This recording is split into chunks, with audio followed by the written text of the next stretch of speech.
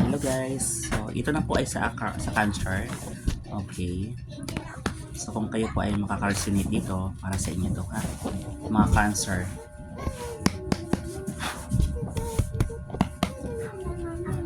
So, itong card na to, maraming card to. Sobra to sa 78 card. Legit po ito. Bisitahin niyo yung fan page ko.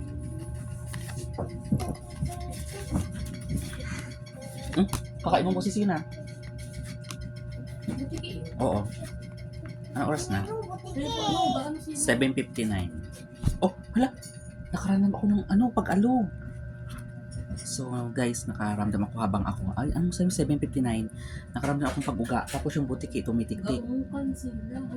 Nakaramdam ako ng pag-uga. So sa lugar po ng mga cancer, no, pwede po kayong daanan ng lindol.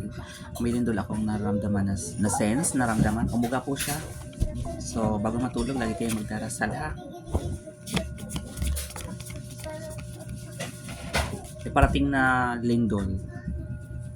So wag naman sana.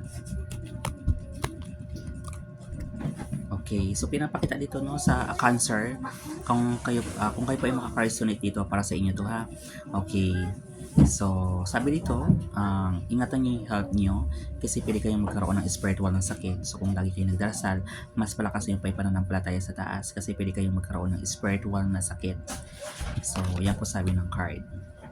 So, itong spiritual ng sakit na to, pwede ito makuha sa mga katulad ng mga falls, yung mga pupuntahan yung mga puno, mga ganon. Doon yung makukuha yon.